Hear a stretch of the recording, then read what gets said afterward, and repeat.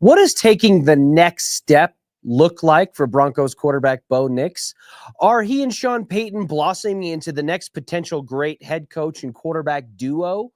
in the NFL? And with some troubling news about Logan O'Connor and the Colorado Avalanche, how will Chris McFarland and company approach the upcoming offseason as they continue for another year of cup contention? All things to come on today's rundown, and we will begin in the NFL, where I simply want to ask the question, when it relates to Bo Nix and his development as a quarterback, what does the next step look like for Bo? He had a surprising, better than expected rookie campaign in which he helped the Broncos break their streak of losing seasons that had dated back to the 2016 season and make their first postseason appearance since the 2015-2016 postseason.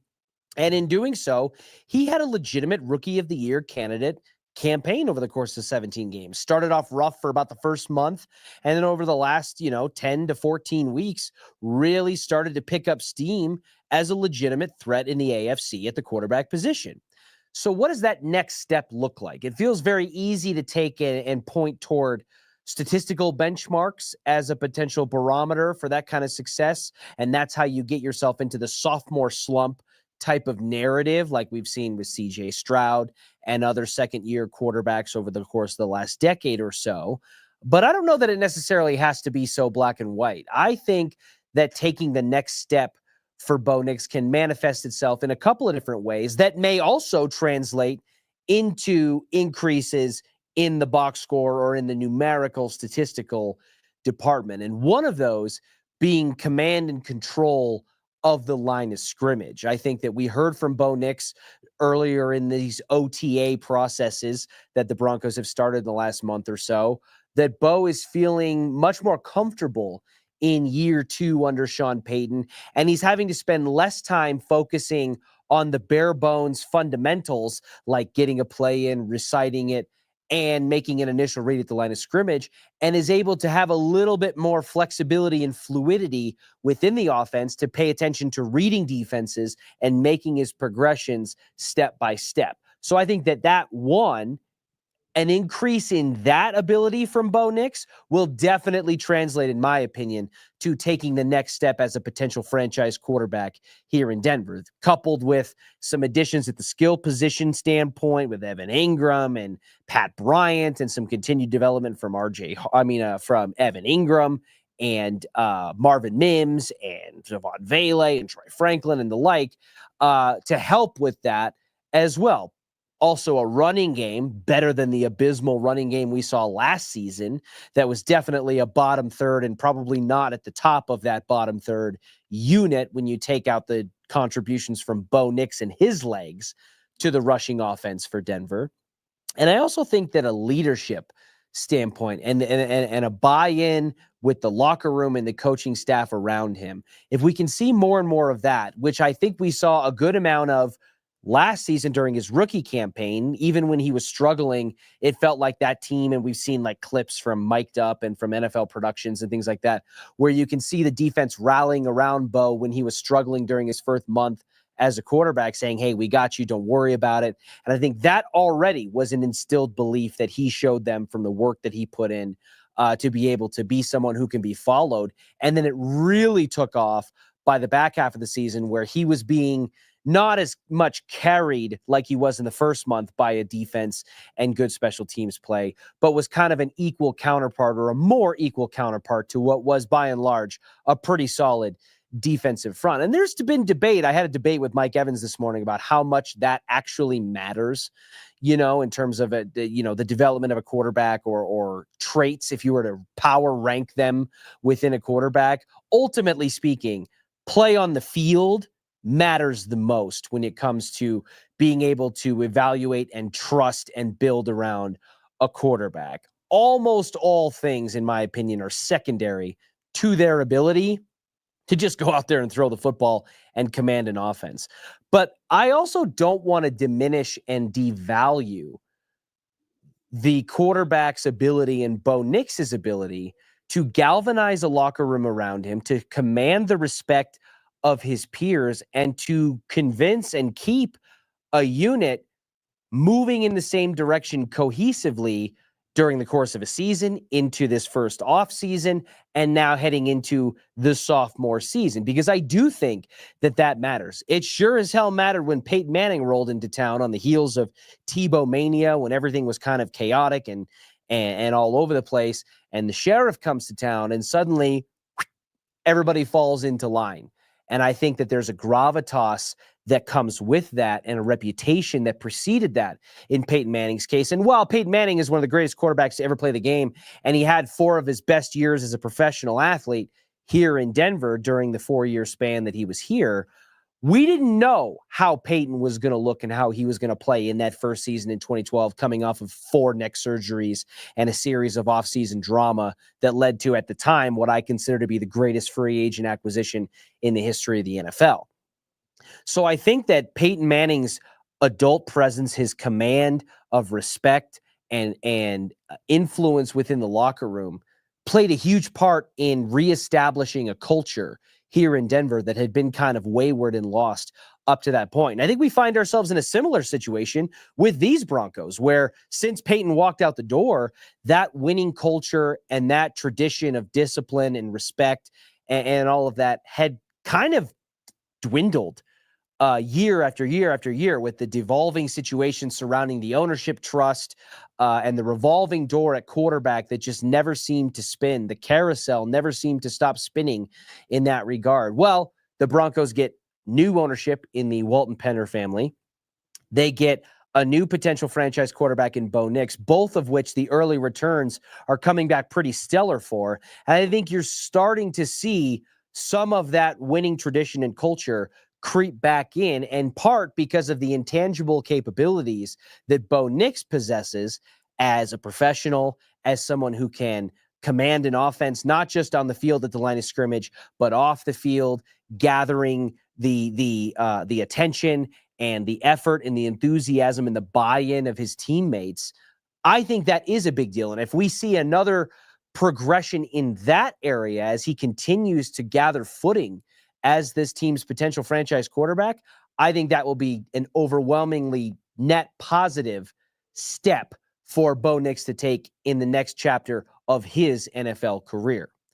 Changing gears to the NHL, we got some disappointing news, I think, about Logan O'Connor and his second consecutive hip surgery in a span of 16 months. So he had hip surgery in spring of 2024 and was able to make it back before the start of the regular season, played about 80 games, if I'm not mistaken, over the course of that campaign, and amassed about 30 or so points. Well, for the second consecutive offseason, he is going to have hip surgery again and is expected to miss 5 to 6 months in recovery, putting him back in the burgundy and blue sweater around Christmas or New Year's. And while things can be said about, Logan O'Connor being a 4th line piece and somebody that, if you had to miss somebody for 6 months, how far would you get down the list before you got to Logan O'Connor's name above the likes of a Nathan or a Kale or a Val or, what have you. But I do think this presents kind of a troubling situation for the Colorado Avalanche, and not just because of Logan O'Connor's production on the field, but I view Logan O'Connor on the ice. I view Logan O'Connor as kind of a grit glue guy for the Colorado Avalanche. He's a 4th line player, and I think with the addition of Jack Drury coming over from the Carolina Hurricanes to center that 4th line, we saw some of the best hockey toward the tail end of the regular season and in that 7-game series against Dallas from the 4th line. And Logan O'Connor was kind of the poster child of that movement. He is a player whose entire game is predicated on speed and hustle and quickness. And I think that manifested itself in a lot of really positive ways. There weren't a lot of bright spots, special teams wise, for the Colorado Avalanche in the postseason. But one of them, if not the only one, was Logan O'Connor, who I think was a gem at times on the penalty kill, despite the fact that Dallas's power play offense was so strong. But we see Logan O'Connor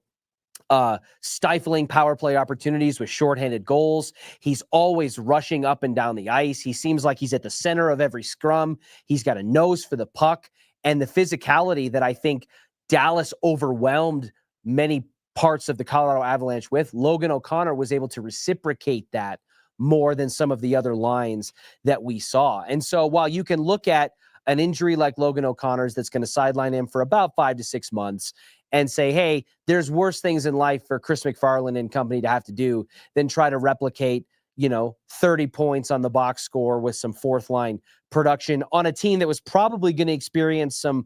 bottom six tinkering anyways with the limited cap space that they do have available. But I think that similarly to this conversation that we had just had about Bo Nix, about some of the intangible qualities, the off-ice, off-field qualities, I think there are elements of Logan O'Connor's presence that are harder to replicate than just what shows up in terms of goals and assists. Excuse me. So in terms of what to do if you're the Colorado Avalanche, there's not a whole lot I don't think you can do. There is the option, as was discussed earlier today, about placing LOC on the long-term injured reserve list and then bringing him back in December or maybe early January when he's ready to go. The long-term IR situation would allow you to free up his $2.5-ish million as he enters the first year of a 6-year, $15 million contract extension. If you were to take that 2.5 plus the 1.2 that they have and you put together just shy of $4 million, maybe you can go sign another player. And then once you want to bring him off LTIR, either around Christmas time or closer to the deadline, you just make a corresponding roster move as a result of that. But even if they don't, I still think that that's going to be a situation where the lack of presence, the absence of Logan O'Connor, because of what I think he brings to the ice for Colorado, I think it will be felt more sneakily in a way than it might seem on the surface for a fourth line player who puts together 20 to 30 points in a season and contributes a little bit on special teams. So it remains to be seen how Chris McFarland and company will address the Logan O'Connor injury and any other bottom six level tinkering that they want to do with their $1.2 million in cap space this offseason. It'll be fringe adjustments at that after locking down Brock Nelson on a 3-year deal worth about 7.5 AAV and returning the majority of the other players for at least one more year, like Marty Necas, who's under contract for just one more season before a decision has to be made there. This Avalanche core and crew is going to look by and large the same as it did at the end of last season. But given where they ended up and how their postseason finished, I don't love the margin for error, the thinness of that margin that they have. And I think that Logan O'Connor's absence could be felt in more ways than it might just seem on a depth chart or from a box score. We will see how the crew over at Ball Arena handles that as the offseason is looming upon us. We are finishing up our OTA period for the Denver Broncos in the next week or so, and then it'll be all quiet on the Western Front until training camp rolls around, in which case we'll really get to see for the first time what this new look Broncos offense with RJ Harvey and Pat Bryant and Evan Ingram and a year 2 of Bo Nix and a revamped and reloaded defense featuring Dre Greenlaw and Talanoa Hufanga and first-round pick Zade Barron all look like, and how they will contribute to the Broncos' efforts to repeat as postseason contenders. And who knows, maybe at some point this week, we'll get an answer on who's going to be the next general manager of the currently GM-less Denver Nuggets to help coincide and kick off the David Adelman era for the Denver Nuggets. All things to come in the coming weeks, and we will be here to chronicle it with you every step of the way. Make sure you like and subscribe to our YouTube channel at DenverSports 1043. Follow us on Twitter, Instagram, Facebook, TikTok, any social media outlet that you have. We have content available for you 24 hours a day, 7 days a week. We'll catch you tomorrow at noon.